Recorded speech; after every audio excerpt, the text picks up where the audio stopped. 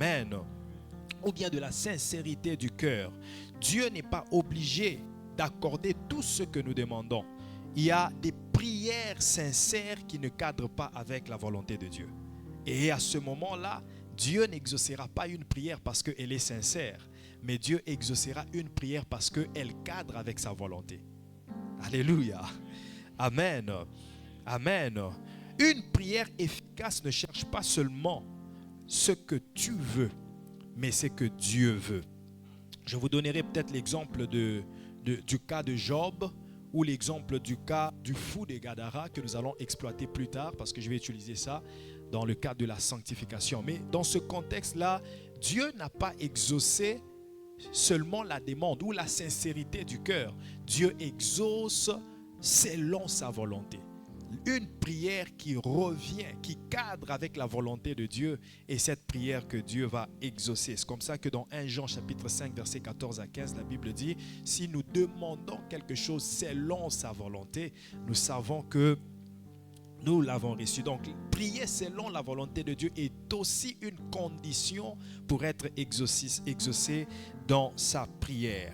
Et je dirais aussi que la prière ne peut pas être dissociée de la parole de Dieu. Amen. La parole oriente nos désirs et nous mène à demander selon la volonté de Dieu.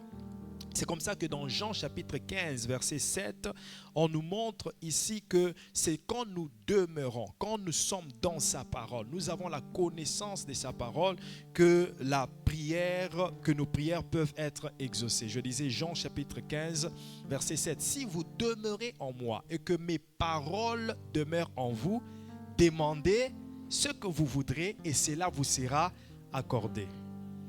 Je ne sais pas si vous voyez ce que je vois dans ce verset. Alléluia. Commençons d'abord par mettre une pause ici. Est-ce que vous voyez ce que moi je vois dans ce verset? Alléluia. Je disais tantôt ceci, la prière ne peut pas être dissociée de la parole de Dieu. Et je disais que la parole oriente nos désirs à nous et nous mène à demander selon la volonté de Dieu. La parole. Maintenant, dans ce texte, on dit « et que mes paroles demeurent en vous ». C'est-à-dire qu'avant de t'exaucer, Dieu va d'abord regarder, il va d'abord analyser. Ce que tu demandes là, vient d'où? Parce qu'en te regardant, Dieu ne voit pas sa parole abondante en toi.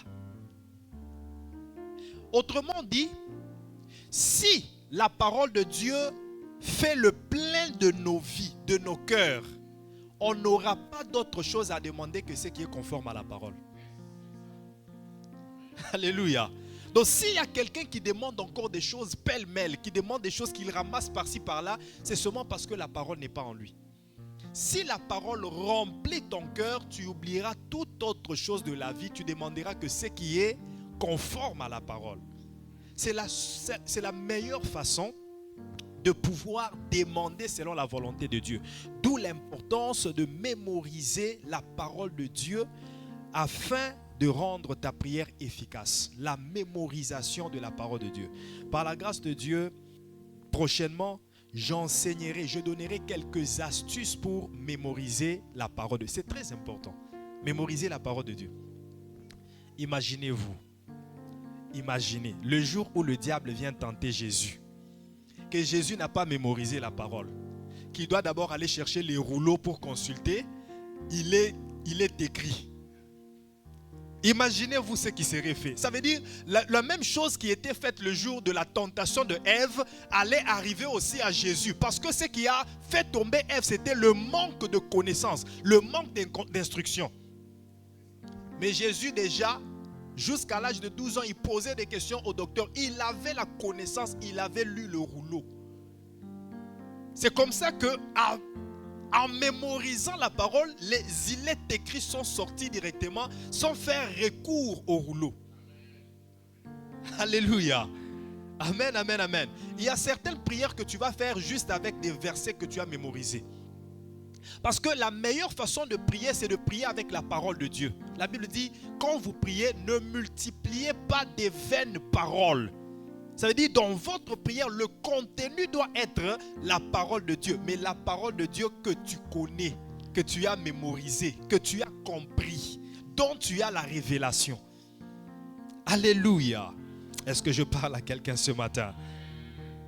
Bien-aimé dans le Seigneur, l'autre condition, il y en a beaucoup, mais comme je dis ce matin, je vais me focaliser sur la sanctification. C'est l'une des conditions pour voir sa prière être exaucée.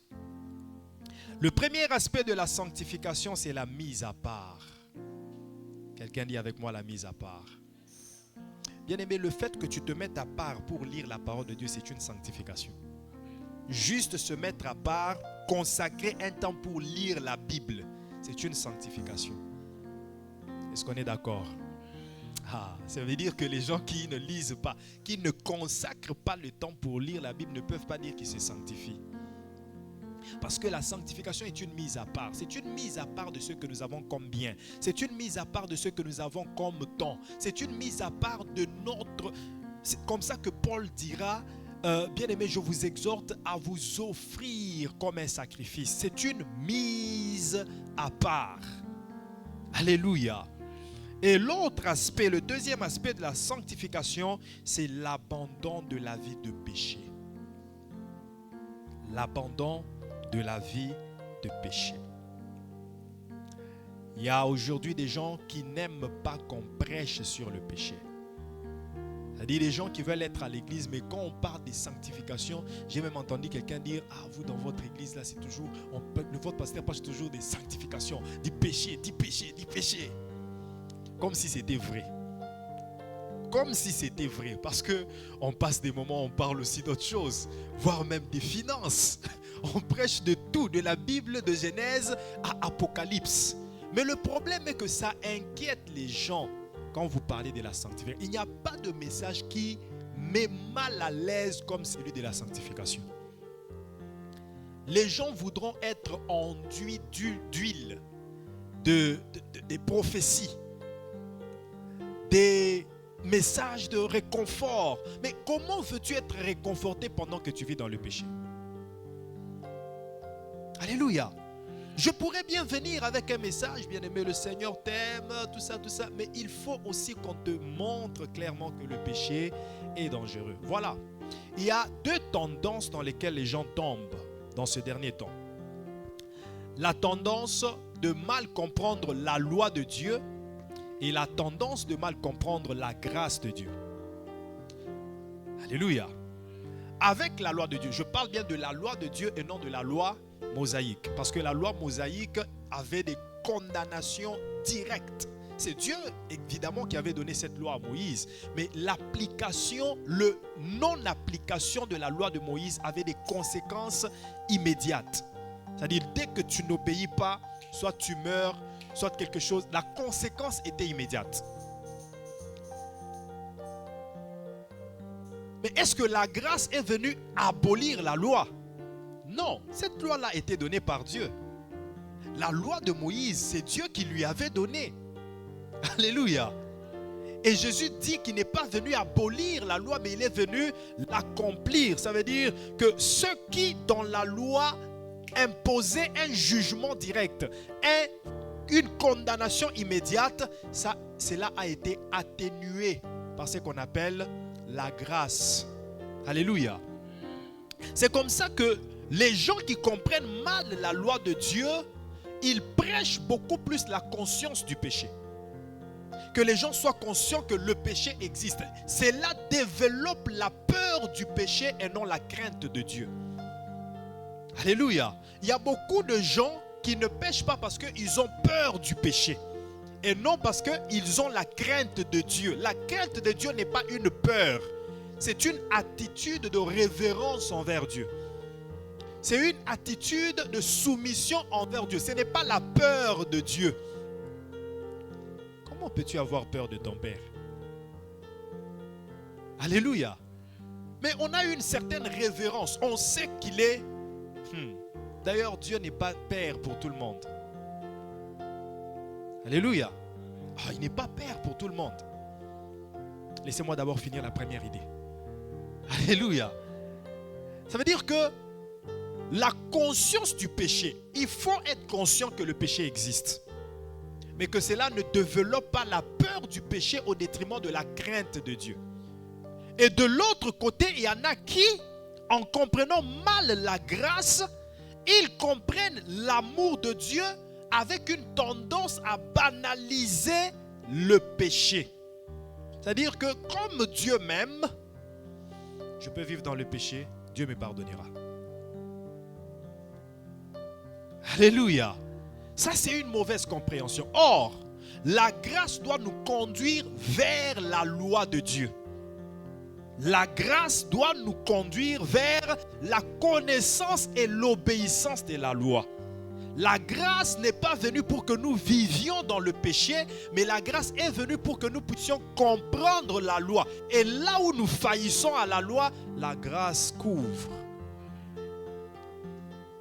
Alléluia. Alors cette confusion amène beaucoup à vivre dans le péché, même dans la présence de Dieu.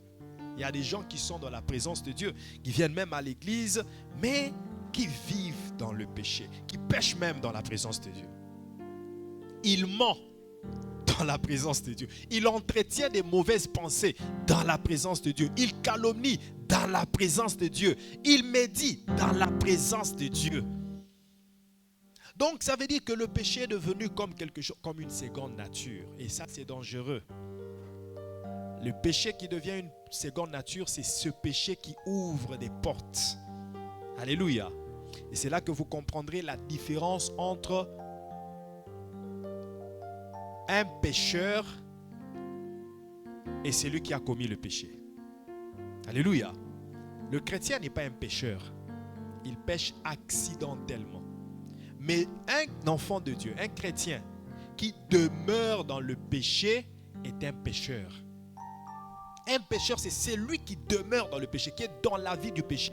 Il en est même conscient. On prêche sur ça, on lui enseigne, Dieu lui interpelle, mais il refuse de se convertir. Il développe cette vie de péché. Il peut venir à l'église, comme la Bible le dit. Il est honteux de vous dire ce qu'ils font en secret. Tu le verras, un frère, une sœur qui vient, qui prie. Tu penses que vraiment que non, c'est un frère. Mais il est dans l'impudicité terrible. Il est dans l'alcoolisme terrible. Il est dans le péché. Il est dans le mensonge terrible. Et avec ça, il voudra voir la main de Dieu. Il voudra que Dieu exauce ses prières. Il est écrit dans Jean chapitre 9, verset 31. Dieu n'exauce pas le pécheur. Dieu n'exauce pas. Bien-aimé, Dieu m'a envoyé donner cette parole afin que tu prépares déjà ton cœur pendant ces 21 jours de prière. Pour que tu ne dises pas j'ai prié, mais Dieu n'a pas exaucé. Quel est l'état de ton âme? Quel est l'état de ton cœur? Est-ce que vous pouvez mettre pour moi Exode chapitre 19, versets 9 à 11.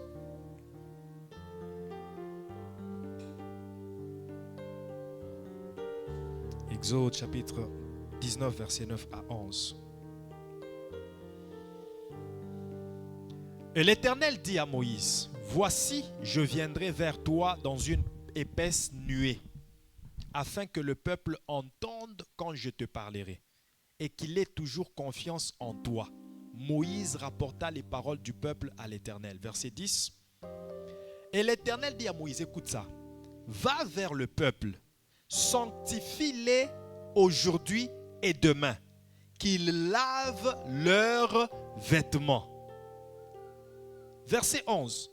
Qu'ils soient prêts pour le 3e jour, car le 3e jour, l'Éternel descendra aux yeux de tout le peuple sur la montagne de Sinaï. La question à se poser, pourquoi est-ce que Dieu n'est pas venu directement rencontrer le peuple?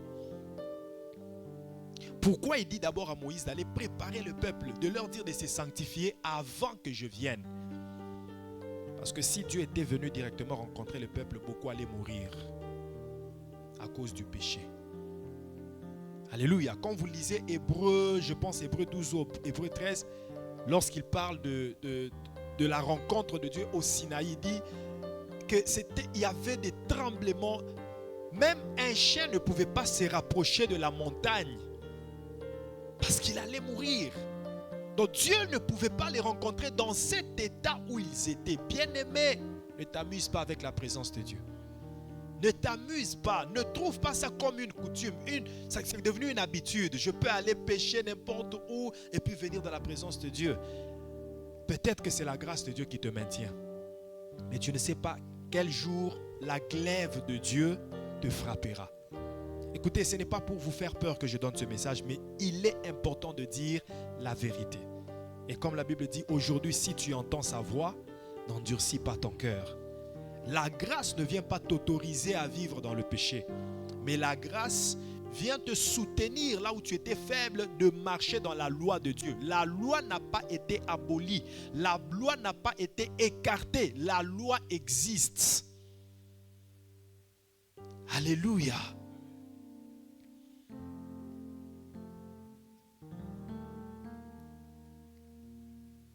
Dans Jean chapitre 9, verset 31, nous a dit que Dieu n'exauce pas le pécheur. Moi, il y a une réflexion qui me monte dans le cœur. Est-ce que c'est vraiment vrai que Dieu n'exauce pas le pécheur?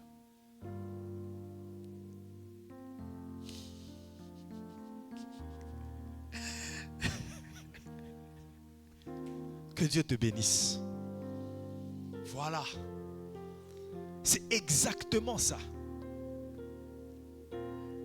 Avec un exemple, imaginez-vous le jour où le diable vient auprès de Dieu. Dieu lui pose la question, est-ce que tu as remarqué mon serviteur Job? Le diable, oui, je l'ai remarqué, mais cet homme-là, il te craint seulement parce que tu lui as donné des biens, tout ça.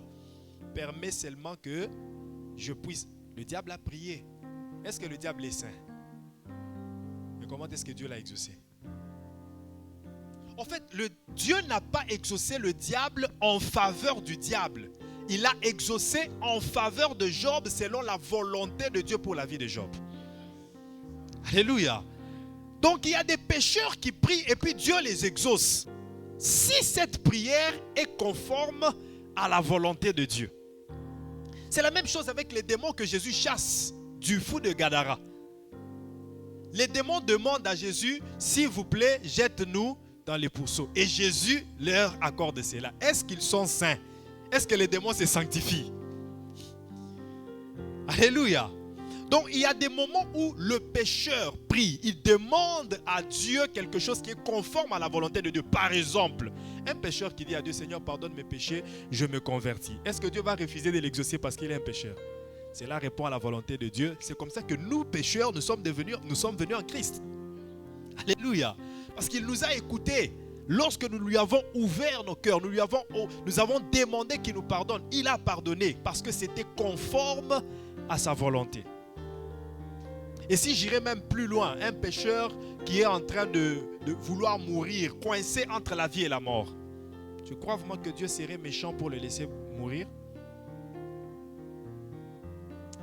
Alléluia.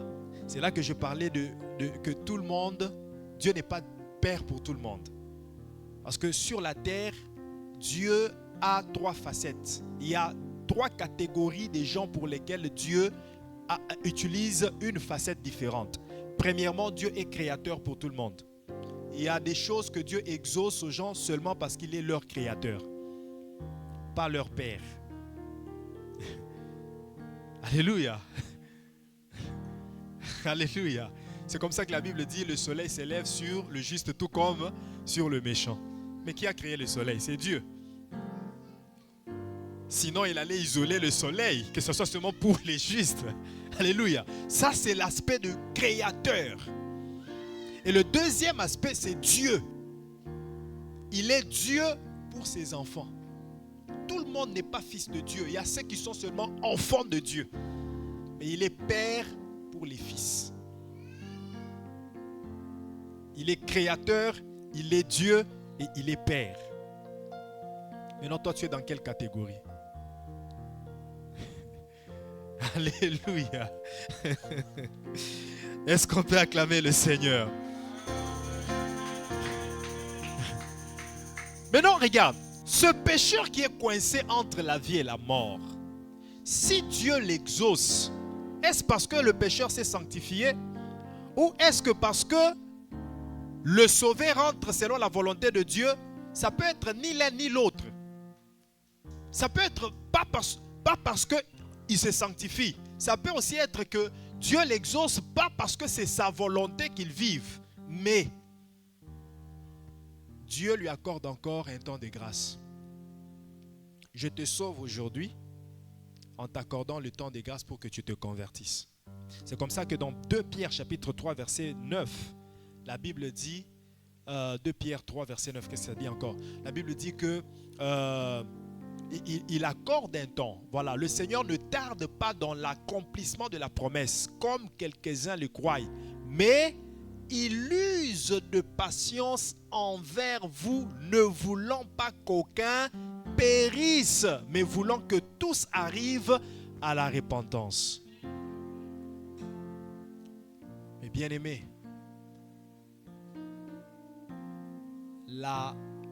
l'exaucement est garanti pour un enfant de Dieu lorsqu'il marche dans la sanctification. Je t'invite ce matin à adhérer dans le mouvement de la sanctification. Je ne sais pas pourquoi c'est sorti comme ça, mais je t'invite à adhérer dans le mouvement de la sanctification. J'aime ce que le prophète Joe Grace disait lorsqu'il a intervenu à Cité... Comment ça s'appelle encore? ICC Paris, là. Cité des Gloires. Hein? Cité Royale, voilà. Cité Royale. Lorsqu'il parlait, il disait à la jeunesse, ce qui est à la mode de nos jours, c'est de se sanctifier. Un jeune à la mode n'est pas un jeune qui a iPhone 17, mais c'est un jeune qui se sanctifie.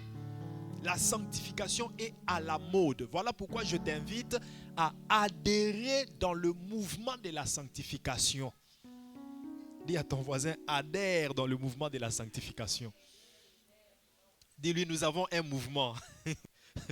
Nous avons une Teams. C'est la Teams des sanctifiés. Adhère dans ce mouvement. Alléluia. La sanctification ne paye pas Dieu pour obtenir une réponse, mais elle prépare notre cœur à recevoir ce que Dieu va nous donner. C'est comme ça que c'est écrit dans Josué 3 verset 5. Sanctifiez-vous aujourd'hui, car demain Dieu fera des prodiges au milieu de vous. Est-ce que quelqu'un est avec moi? Je disais que la sanctification ne paye pas Dieu pour obtenir une réponse, mais elle prépare notre cœur à recevoir ce que Dieu veut donner. Josué dit au peuple, sanctifiez-vous, car demain l'Éternel fera des prodiges au milieu de vous. Sanctifiez-vous. La sanctification nous prépare à recevoir ce que Dieu va faire. La prière demande une réponse, mais la sanctification prépare le vase qui va le recevoir. Un cœur attaché au péché cherche la main de Dieu, mais un cœur sanctifié cherche le cœur de Dieu. Vous voyez les gens qui sont dans le péché, ils sont toujours, Seigneur, ta main, Seigneur, agis dans ma vie. Mais il entretient la vie de péché. Or, Ésaïe 59, verset 1 à 3, la main de l'Éternel n'est pas trop courte pour agir, ni son oreille dure pour entendre. Mais ce sont vos péchés qui l'empêchent de vous entendre. Ce sont vos iniquités qui mettent une barrière entre vous et votre Dieu. J'aimerais que tu retiennes quelques versets et après nous allons prier. Quelques versets qui lient la sanctification et la prière. Psaume 66, verset 18.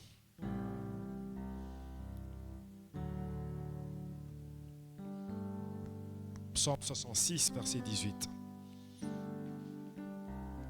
Si j'ai conçu l'iniquité dans mon cœur, le Seigneur ne m'aurait pas exaucé. Est-ce que tu as compris?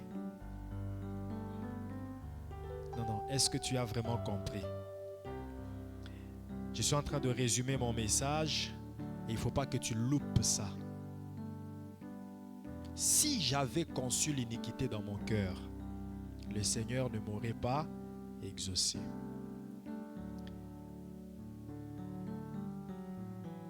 Souvent, le problème est que ton cœur entretient des choses qui empêchent Dieu de t'exaucer.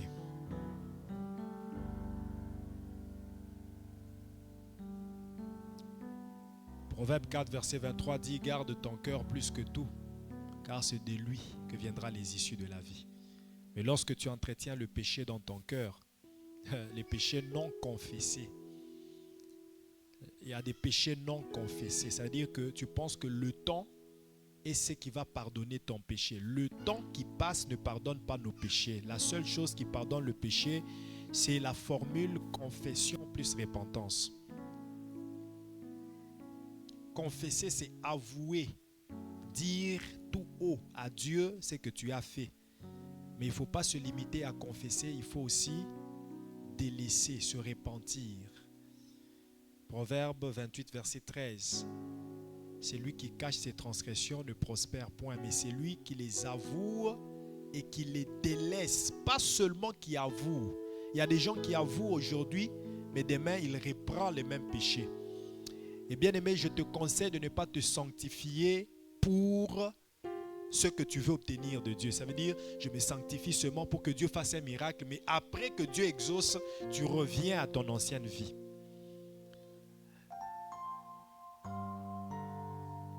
La malhonnêteté, l'hypocrisie, le fait d'être, la duplicité des faces, ça veut dire le fait de se montrer saint, mais en réalité, c'est juste temporairement, se montrer par apparence bon devant Dieu, mais dès que Dieu exauce.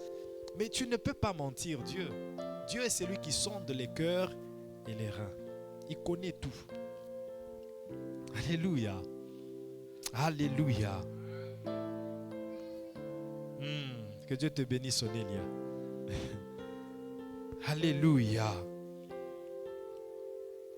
Le deuxième verset que je te donne, c'est 1 Jean chapitre 3, verset 21 à 22. 1 Jean 3, 21 à 22.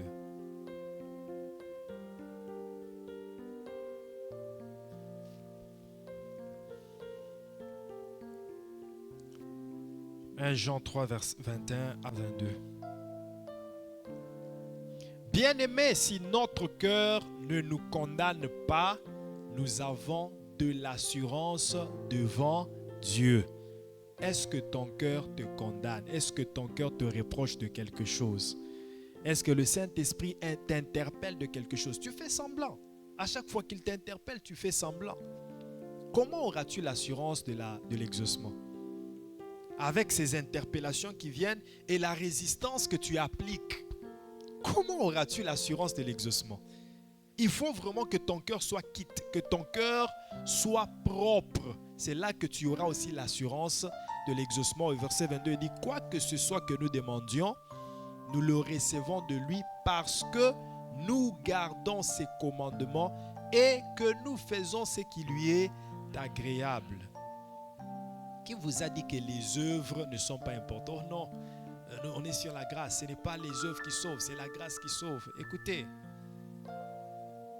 la Bible dit que Dieu nous a élus et nous a prédestinés pour les œuvres qu'il a préparées d'avance afin que nous les mettions en pratique. Alléluia. C'est-à-dire que Dieu ne nous laisse pas poser n'importe quelle œuvre. Il y a des œuvres que Dieu a déjà préparées pour nous. La grâce ne vient pas écarter ces œuvres-là. La grâce est là. Nous sommes sauvés pas parce que nous posons des œuvres, mais parce que la grâce nous est accordée. Mais cela ne veut pas dire que nous puissions poser n'importe quelle œuvre. Parce qu'il dit, verset 22 s'il vous plaît. Parce qu'il dit que il nous exauce quand nous faisons ce qui lui est agréable. C'est-à-dire que Dieu veut que nous posions des œuvres qui lui sont agréables. La grâce n'est pas contre cela. Alléluia. Alléluia. Ésaïe 59, verset 1 à 3 que je venais de dire tantôt. Ésaïe 59, 1 à 3. Non, la main de l'Éternel n'est pas trop courte. Son oreille n'est pas dure. La main n'est pas courte pour sauver, son oreille n'est pas dure pour entendre. Verset 2. Mais ce sont vos crimes qui mettent une séparation entre vous et votre Dieu. Ce sont vos péchés qui vous cachent sa face et l'empêchent de vous écouter. Vous voyez, Hébreux 4, verset 16 dit « Approchons-nous avec assurance du trône de grâce. » Mais beaucoup n'arrivent pas jusqu'au trône parce que les péchés les alourdit. Tu es en train d'avancer, mais les péchés t'alourdit. Les péchés érigent une barrière. Les autres viennent, ils passent, ils voient Dieu, mais toi, tu es là, tu ne peux pas le voir. Tu ne peux pas voir. C'est comme ça que Hébreux 12, verset 14 dit « Recherchez la paix et la sanctification sans laquelle personne ne peut voir Dieu. » Alléluia. 1 Timothée chapitre 2, verset 8. Paul recommande que chacun, que tout le monde puisse prier en tout lieu en élevant des mains pures. En élevant les mains pures, sans colère ni mauvaise pensée. Alléluia. Romains 3, verset 23. Car tous ont péché et sont privés de la gloire de Dieu. Que le Seigneur Dieu de grâce te sanctifie. C'est Dieu qui nous sanctifie. Ne cherche pas à te sanctifier par tes propres efforts, par ta force, non. La sanctification commence lorsque toi tu disposes ton cœur. La bonne disposition de ton cœur devant Dieu est ce qui va permettre à Dieu de te sanctifier. Et lorsque Jésus prie dans Jean 17, il dit « Sanctifie-les par ta parole. Sanctifie-les par ta parole. » Et plus tard encore, dans la Bible, on dit « Tout est sanctifié par la prière et par la parole. » Alléluia. Pendant que tu es dans la présence de Dieu, quels que soient les péchés que tu as commis, par la disposition de ton cœur, si tu es bien disposé, Dieu va te sanctifier. Est-ce que Dieu a parlé à quelqu'un ce matin? Acclame le Seigneur, tiens-toi debout, nous allons prier. Nous allons demander à Dieu de